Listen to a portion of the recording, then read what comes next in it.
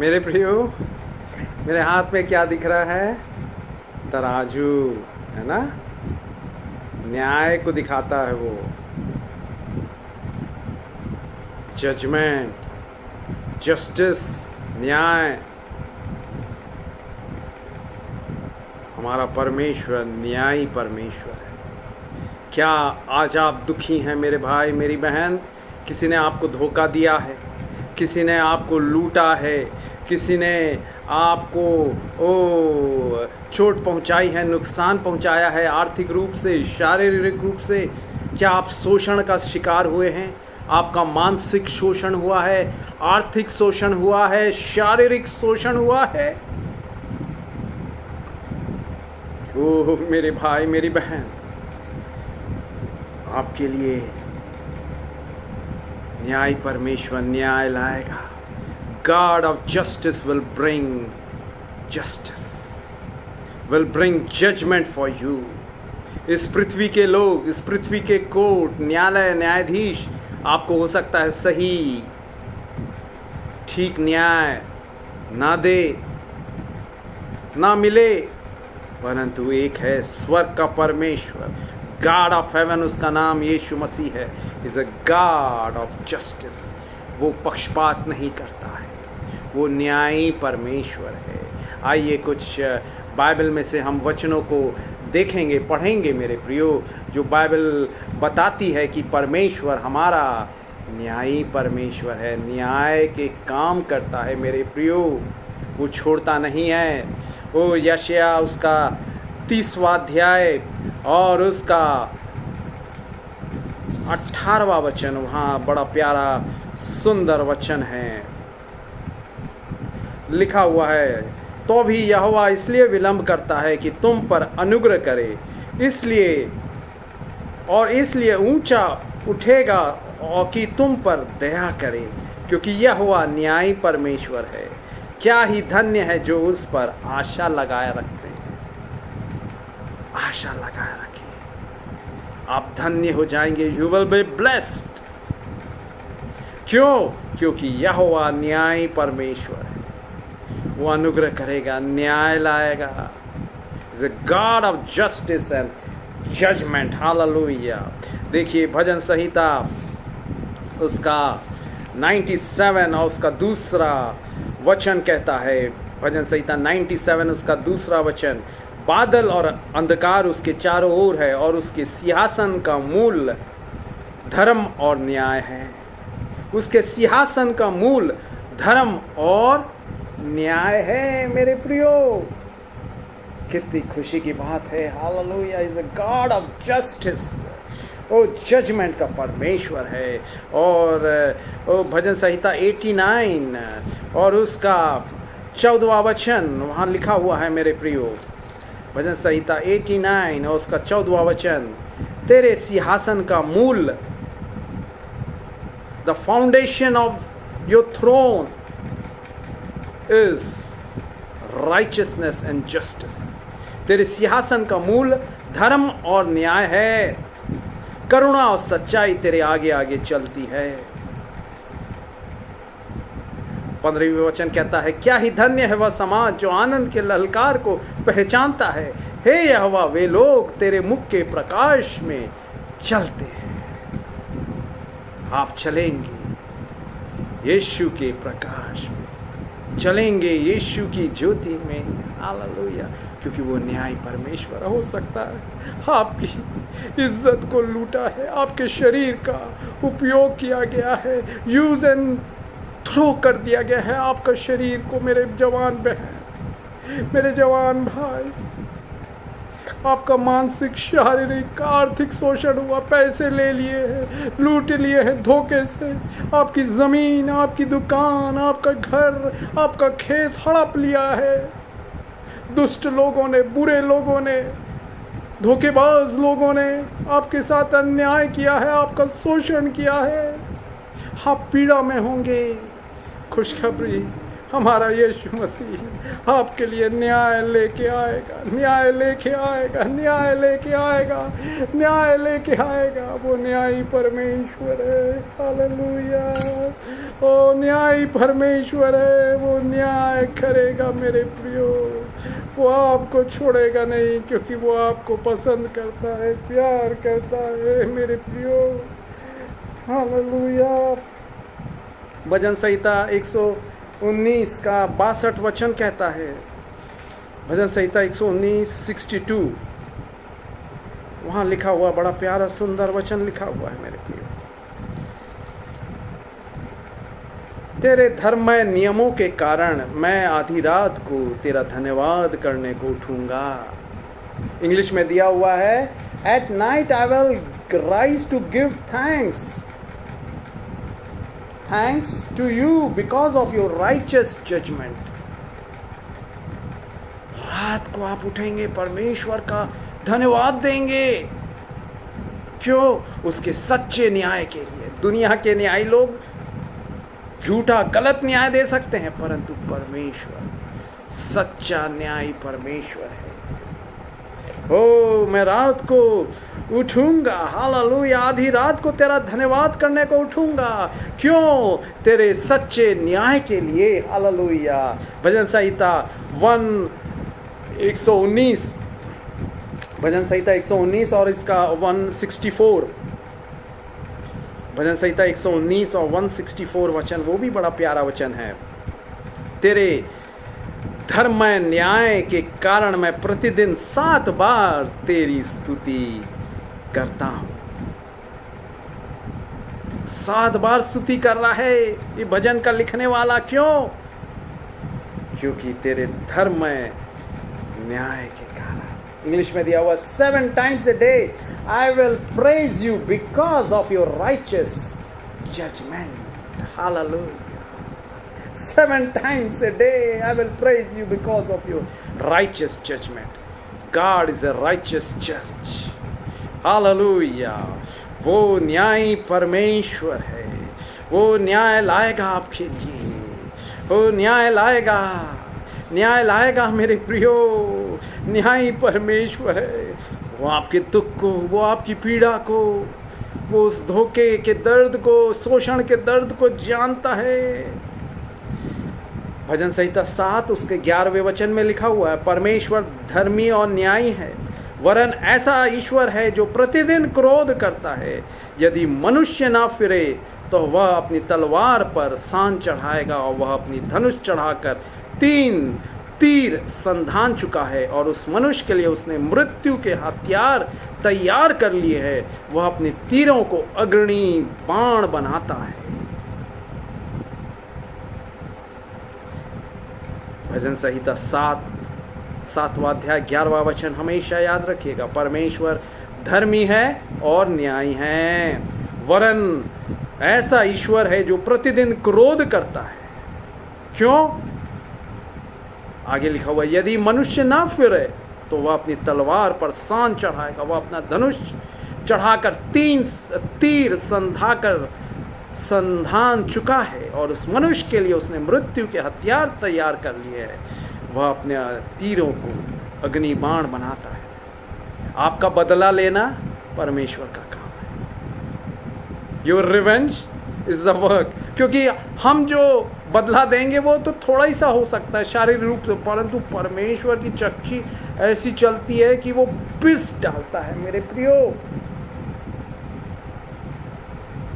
और देखिए यशायाह 26 और उसका 9वां वचन, यशायाह 26 उसका 9वां वचन, बड़ा प्यारा सुंदर वचन है। वहां लिखा हुआ है,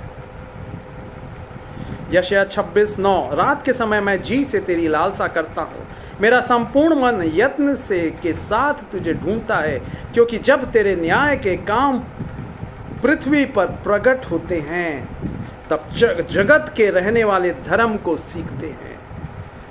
जब तेरे न्याय के काम, when your judgments are in the earth, the inhabitants of the world will learn righteousness. जब तेरे न्याय के काम पृथ्वी पर प्रकट होते हैं तब जगत के रहने वाले धर्म को सीखते हैं। वो देखेंगे, अरे इसने ऐसा घूस लिया था, भ्रष्टाचार किया था, और देखो उसका एक्सीडेंट हो गया, उसकी नौकरी चली गई, निलंबित हो गया, वो टर्मिनेट हो गया, उसने घूस लेता था, परेशान करता था, धोखाधड़ी करता था, झूठे डॉक्यूमेंट्स बनाता था। न्याय करना परमेश्वर का काम है, और जब उसके न्याय के काम पृथ्वी पर प्रकट होते हैं तब जगत के रहने वाले धर्म को सीखते हैं। मेरे प्रियो, आइए हम पढ़ेंगे गलातियों की किताब 6वां अध्याय और उसका 7वां वचन। गलातियों की किताब 6वां अध्याय 7वां वचन कहता है, धोखा ना खाओ, परमेश्वर ठट्ठों में नहीं उड़ाया जाता, क्योंकि मनुष्य जो कुछ बोता है वही काटेगा। जो कुछ आप बो रहे हैं वही काटेंगे, वही काटेंगे। Whatever man sows he shall reap। धोखा, शोषण, अन्याय कर रहे हैं वैसे ही काटेंगे। बाइबल में दिया हुआ है, याकूब ने क्या किया, अपने बड़े भाई के साथ धोखाधड़ी की, उसका जन्म का अधिकार ले लिया, छीन लिया धोखे से। वो खुद धोखे का शिकार हो गया। बाद में शादी के समय आप पढ़ सकते हैं, उत्पत्ति में दिया हुआ है। याद रखिए, जो कुछ आप बोएंगे वैसे ही काटेंगे। अगर कटीला पेड़ का वो बीज से आप जमीन में बो रहे हैं तो क्या निकलेगा? कटीला ही पेड़ निकलेगा, कांटे वाला। अगर फलदार बीज बो रहे हैं तो फल वाले पेड़ उगेंगे, है ना, पौधे उगेंगे फूल वाले। अगर फूल के बीज बो रहे हैं तो वैसे ही आपके जीवन में जो बो रहे हैं वैसे ही आप काटेंगे। और कई बार हमारी इच्छा होती है, इसने मेरे साथ बुरा किया, मैं बदला ले लेता हूँ। तो परमेश्वर क्या कहता है? रोमियो 12 अध्याय 19वां वचन। रोमियो की किताब 12वां अध्याय 19वां वचन कहता है, हे प्रियो, बदला ना लेना, परंतु परमेश्वर के क्रोध को अवसर दो, क्योंकि लिखा है, बदला लेना मेरा काम है, प्रभु कहता है, मैं ही बदला दूंगा। He will take revenge। वो बदला देगा, वो बदला देगा, वो सच्चा न्याय आपके लिए लाएगा मेरे भाई मेरी बहन। चिंता ना करें, चिंता ना करें। आगे कहता है 20वां वचन, रोमियो 12:20, परंतु यदि तेरा बैरी भूखा हो तो उसे खाना खिला, यदि प्यासा हो तो उसे पानी पिला, क्योंकि ऐसा करने से तू उसके सिर पर आग के अंगारों का ढेर लगाएगा। Do good to your enemies. Yeshu ने भी कहा है मत्ती में, अपने शत्रुओं से प्रेम करो, अपने सताने वालों के लिए प्रार्थना करो। यस। और रोमियो 12:21 में लिखा हुआ, बुराई से ना हारो, परंतु भलाई से बुराई को जीत लो। बुराई से मत हारिए। God says, I will repay. Judgement belongs to God. इब्रानियों 10वां अध्याय और 30 और 31वां वचन कहता है। इब्रानियों 10वां अध्याय 30 और 31 वचन, क्योंकि हम जानते हैं जिसने कहा है, पलटा लेना मेरा काम है, मैं ही बदला दूंगा। और फिर यह कि प्रभु अपने लोगों का न्याय करेगा। जीवते परमेश्वर के हाथों में पड़ना भयानक बात है।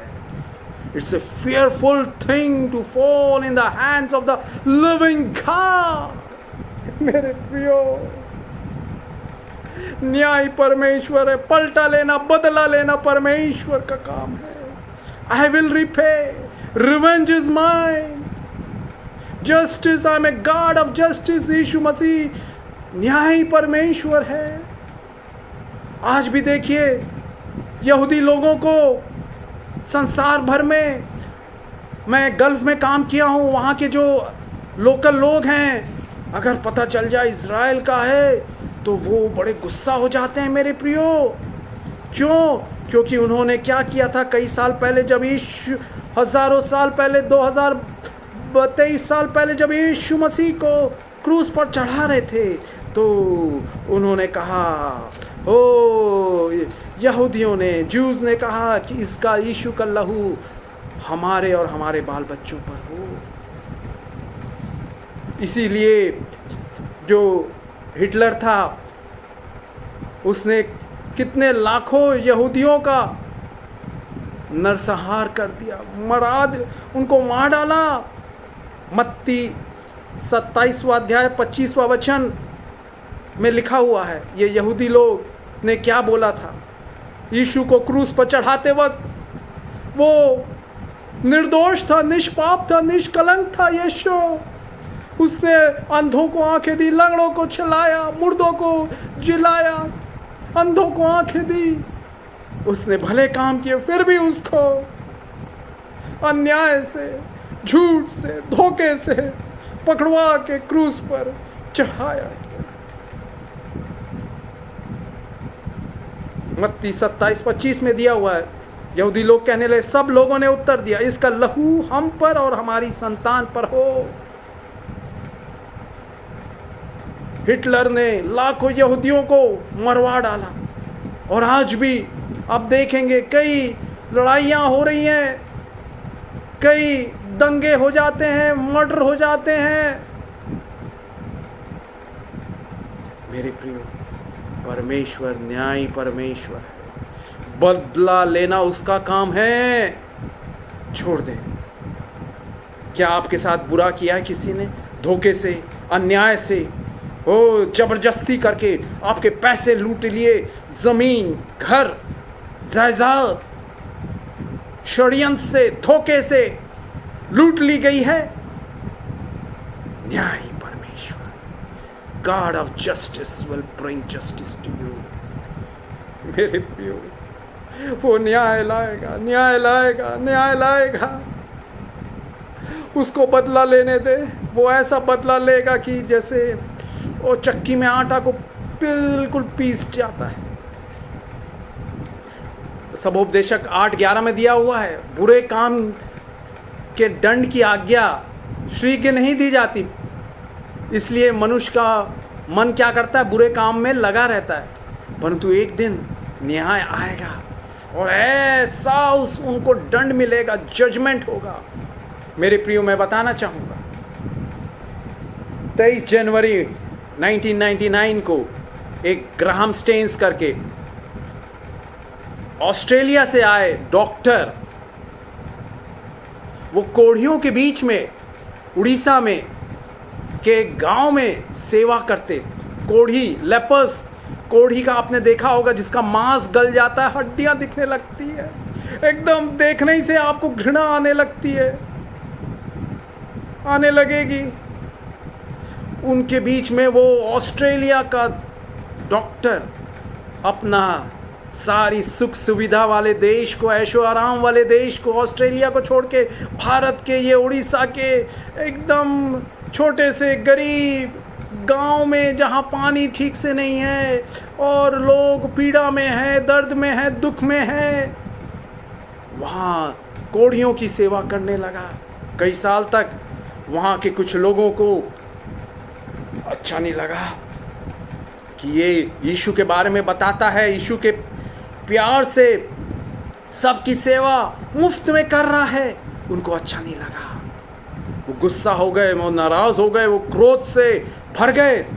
और एक दिन क्या हुआ, रात के समय जब वो एक मीटिंग, कैंप मीटिंग ले रहे थे और रात के समय बड़ी ठंड थी, जनवरी का महीना था, वो जीप में अपने 2 लड़कों के साथ सो रहे थे।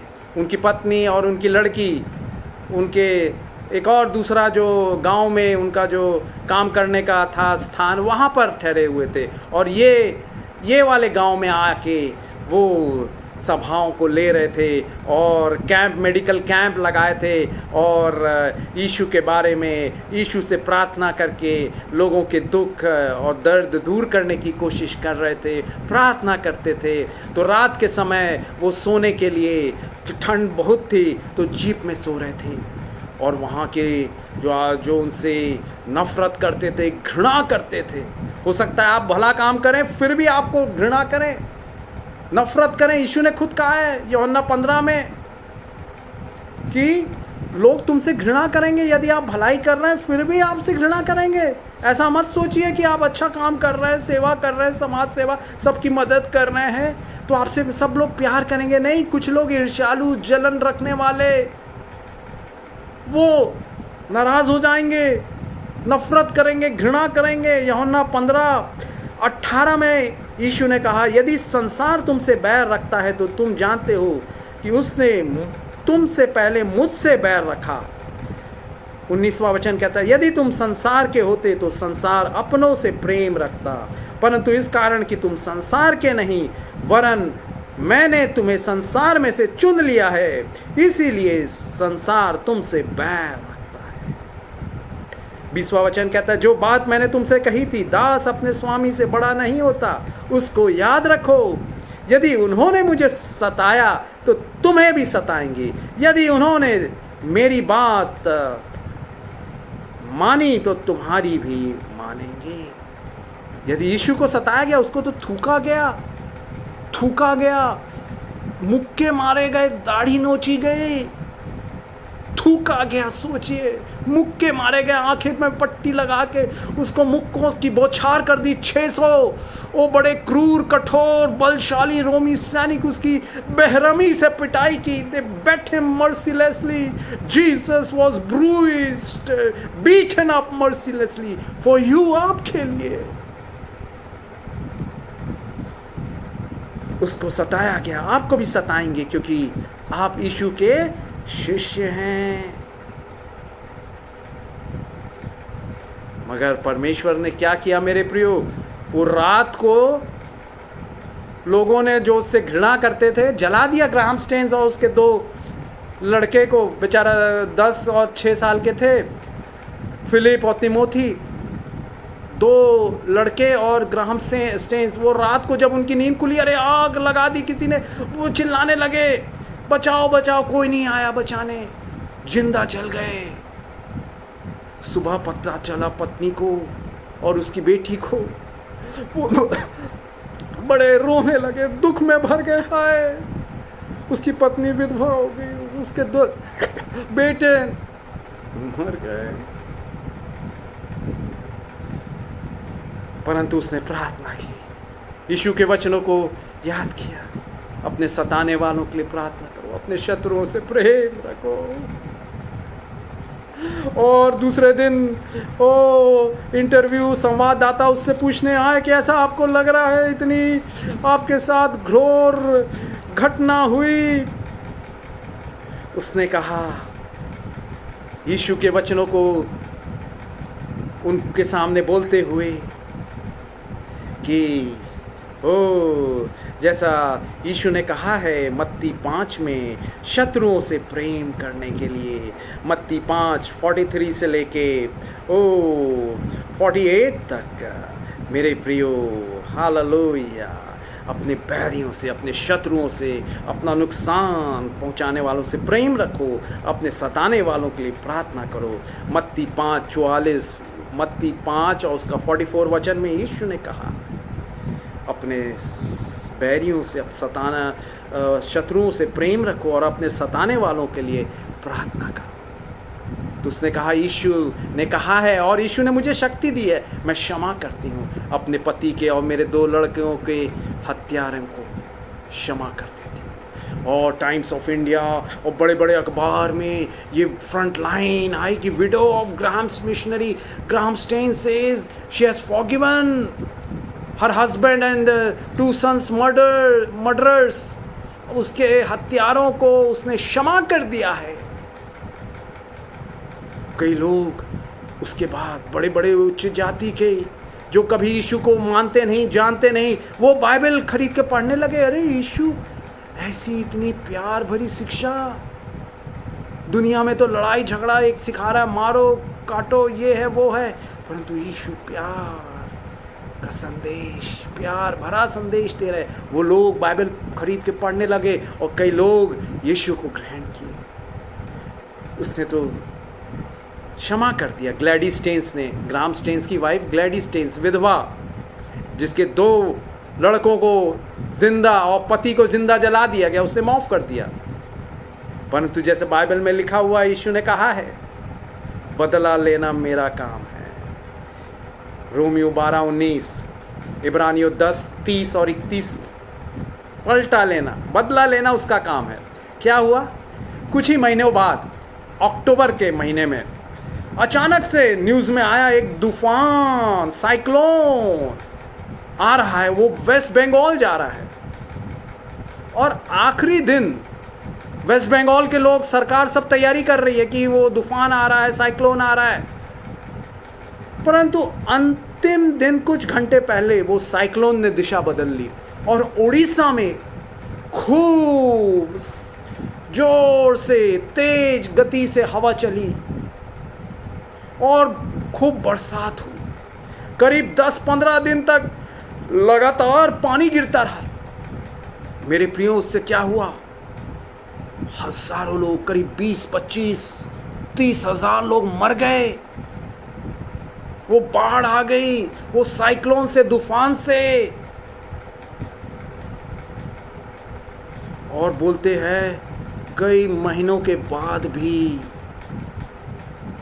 लाशें सड़कों में पड़ी थी, क्योंकि पानी उतरा नहीं था। वो 10-15 दिन में लगातार इतना पानी गिरा कि सब भर गए, सड़कें टूट गई, जलमग्न हो गई, लाशें पड़ी हुई हैं, घर डूब गए, संपत्ति डूब गई, लोगों के टीवी, फ्रिज महंगे महंगे, सब खराब, बर्बाद, नष्ट हो गया, नाश हो गया।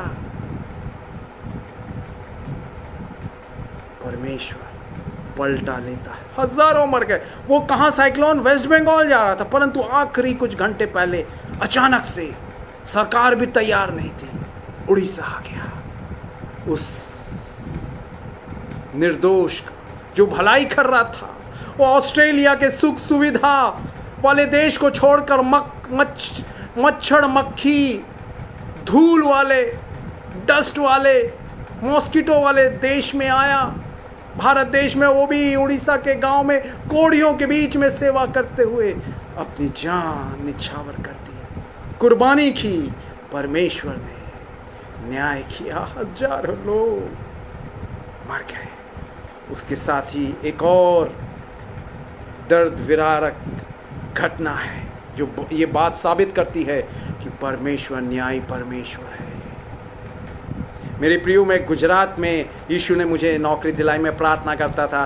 लोग तो America, Europe, UK, Hyderabad, Chennai, Madras जाते हैं, बेंगलोर जाते हैं, वहाँ तो यीशु को मानने वाले, जानने वाले कई हैं, परंतु मुझे वहाँ ले जाइए जहाँ आपके बारे में ज़्यादा लोग नहीं जानते। आपके सुसमाचार की रोशनी थोड़ी धीमी है, कम है, वहाँ ले जाइए ताकि मैं आपकी रोशनी को, यीशु के प्यार की रोशनी, यीशु के प्यार की सुगंध, खुशबू को वहाँ फैला सकूं। और यीशु ने अद्भुत रीति से उपाय किया। यीशु कहते हैं, मैं द्वार हूँ, और जो द्वार वो खोलता है वो उसको कोई बंद नहीं कर सकता। यीशु ने वो द्वार खोला, मुझे गुजरात में नौकरी मिल गई। और मेरे प्रियो, मुझे गुजरात में वहाँ जाने से पहले की घटनाओं के बारे में मैंने पढ़ा था, और लोग बताने लगे वहाँ कि ये करीब 2000 और 2001 की बात है, 2 की बात है, वहाँ पर चर्चेस को जलाया जा रहा था, पास्टर्स को मारा जा रहा था, मारा पीटा जा रहा था। क्यों प्रचार कर रहे हो? क्यों यीशु के बारे में सबको बताते हो? क्यों बताते हो यीशु चंगा करता है? लोग क्यों लोगों के दुख को लिए, दुखों के लिए, दर्दों के लिए प्रार्थना कर रहे हो? वो उनसे बैर करने लगे, सताने लगे। वो भला काम कर रहे थे, समाज सेवा कर रहे थे, गरीब दुखियों की, वो पीड़ित लोगों की, बीमार लोगों की, कोढ़ी लोगों की, अंधों की, बहरों की सेवा कर रहे थे, उनके लिए प्रार्थनाएं कर रहे थे। मगर वहाँ के लोग, कई लोग उनसे नफरत करने लगे, घृणा करने लगे और उनको सताने लगे, मारने पीटने लगे। चर्चेस जला दिए गए। और वहाँ का जो मुख्यमंत्री थे उस समय, केशुभाई पटेल करके, तो उनको जब ये बताया कि अरे चर्चेस जलाए जा रहे हैं, कुछ कीजिए, बोले अरे जलाने दो, ये लोग सबको यीशु के बारे में बताते हैं, जलाने दो। उन्होंने रोकने की प्रयास नहीं किया और कई दिनों तक चर्चेस, पास्टर लोगों से मारपीट, चर्चेस जलाए गए। क्या हुआ? अचानक से ऐसी परिस्थितियां हुई, केशुभाई पटेल को उनके जो पार्टी थी बीजेपी ने हटा दिया और नरेंद्र मोदी करके उनको बनाया मुख्यमंत्री। साल बीतते गए, केशुभाई पटेल मुख्यमंत्री रह चुके हैं, फिर से उन्होंने कोशिश की मुख्यमंत्री बनने की, नहीं बन पाए। नरेंद्र मोदी ही बने रहे, दूसरी बार तीसरी बार वही नरेंद्र मोदी। और ये क्या हो गए, केशुभाई पटेल, उनकी खुद की पार्टी ने उनको साइडलाइन कर दिया, अनदेखा कर दिया, इग्नोर करने लगे। और उसके बाद कुछ सालों बाद, मैं वहाँ 3 साल नौकरी किया, 2003 से 2006 तक। उसके बाद यीशु ने मुझे कुवैत में नौकरी दी, और जब मैं आया वहाँ पर कुवैत में कुछ ही महीने हुए थे, मैं अखबार पढ़ रहा था, टाइम्स ऑफ इंडिया का, ऑनलाइन अपने कंप्यूटर में, भारत का समाचार अखबार पत्र टाइम्स ऑफ इंडिया। तो उसमें आया कि Keshubhai Patel ex chief minister wife burned alive. अरे, जिंदा जल गई केशुभाई पटेल मुख्यमंत्री की पत्नी। मैं पढ़ा, अरे कैसे जल गई वो? ये तो कुछ एकदम अनोखी घटना है, ये ऐसे ही साधारण रूप से नहीं होती, कोई जिंदा जल जाए।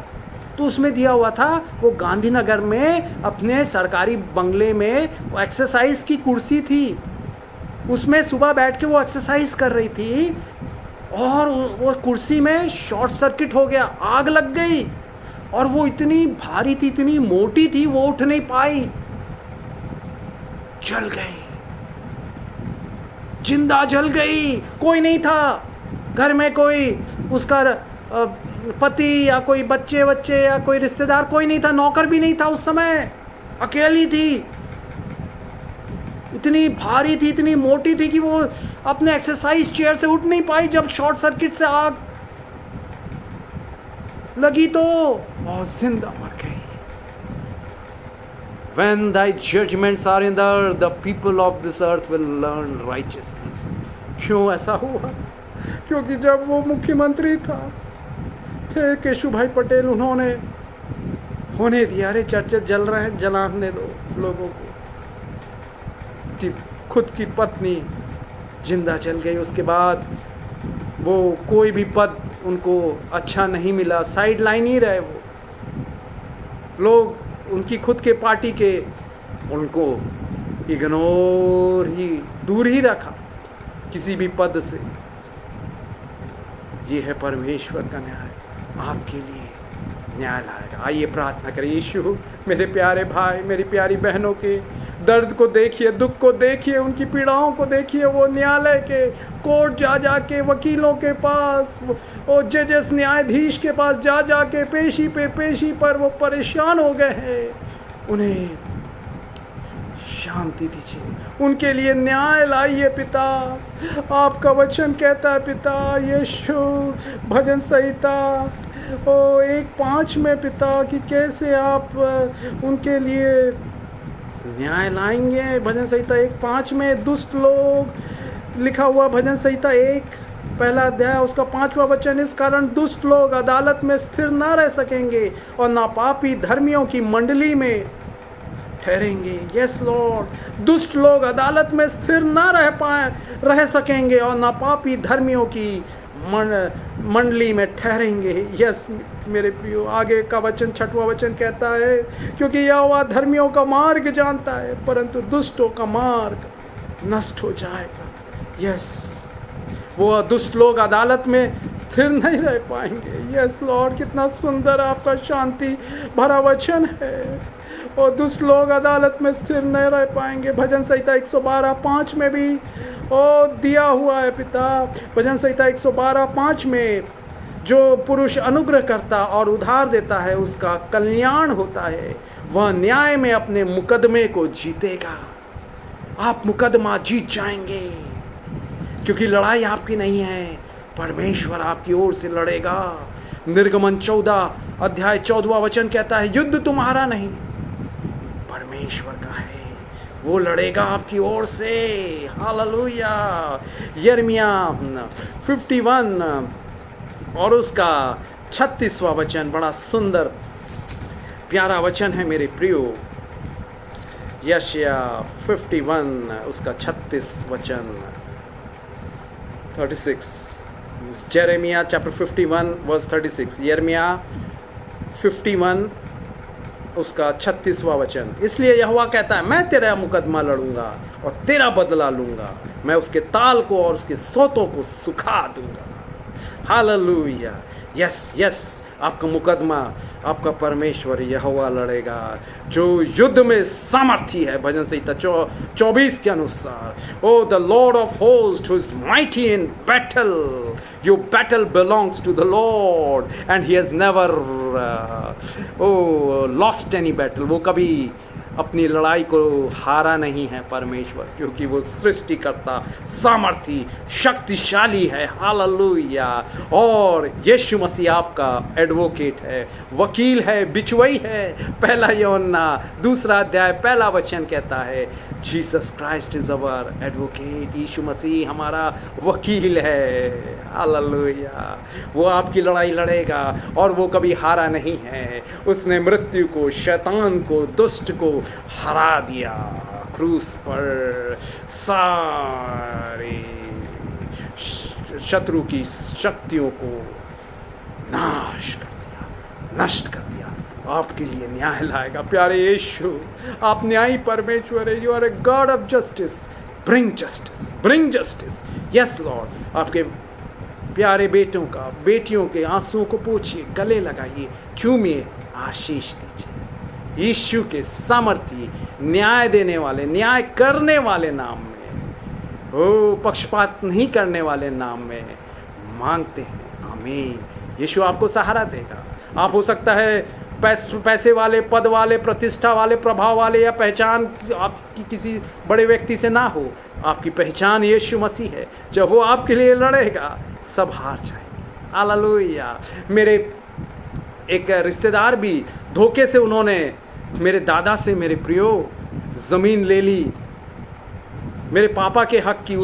मेरे दादा ने मेरे पापा का सिग्नेचर बना के ज़मीन ले ली, उसको बेच दी अपनी बहन के लड़के को। उसने मटन खिला दिया, चिकन कुछ खिला दिया, उसका दिल पिघल गया, वो उसने बेच दिया। और उसके बाद क्या हुआ? सालों बाद वो तो बड़े बन गए, वो ज़मीन में बड़ा बंगला बना लिया, कुत्ते, मुर्गियाँ, बतख और चिड़ियाएँ पाल रहे हैं, तोते पाल रहे हैं, खरगोश पाल रहे हैं, और 4-5 कमरे हैं। हम केवल 2-3 छोटे कमरों का, 2 कमरों का मकान में, सरकारी मकान में रहने लगे। मगर साल बीतते गए और परमेश्वर मेरी माँ को ऑफिसर बना दिया, प्रमोशन पे प्रमोशन। हमारी पढ़ाई लिखाई भी अच्छी होने लगी। और जो धोखे से ज़मीन ली थी, उनके बच्चे पढ़ लिख नहीं पाए। 2 लड़कियां अन्य जातियों से शादी की, जिसके ऐसे लोगों से जो 4 विवाह कर सकते हैं, 4 शादियां कर सकते हैं, उस समाज के लोगों से शादी की। सोचिए। और लड़का 35 साल की उम्र में, उसने भी अन्य जाति लड़की से शादी किया था, कैंसर से मर गया। और जिस भाई ने लिया था वो ज़मीन, 50 साल की उम्र में हार्ट अटैक से मर गया। और वहाँ पर जो ज़मीन में धोखे से उन्होंने ली थी, मेरे दादा को खाना, मटन खिला के, मेरे दादा ने मेरे पिताजी का सिग्नेचर झूठा बना के बेच दिया था उसको। वो ही ज़मीन उनके लिए मौत का कारण बन गई। क्यों? क्योंकि सामने में ही एक जो 5 बार वो एक धर्मस्थल से जो आवाज़ आती है, वो समाज के लोगों का धर्मस्थल बन गया। वो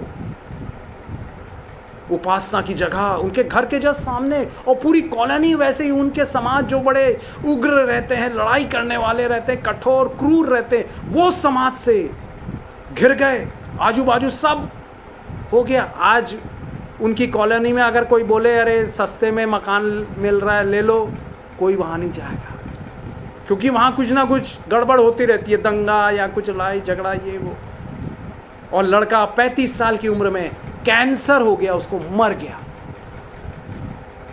सोचिए, परमेश्वर सच्चा न्याय है। जब उसके न्याय पृथ्वी पर प्रकट होते हैं तो पृथ्वी के लोग धार्मिकता को सीखते हैं. When his justice are done in this earth, the people of earth will learn righteousness. When your judgments are in the earth, the inhabitants of the world will learn righteousness. यीशु मसीह न्यायी परमेश्वर है, आपके लिए न्याय करेगा. आनंद करें, खुश रहें, शांति के साथ रहें, अपनी लड़ाई उस पर सौंप दें. आमीन, आमीन.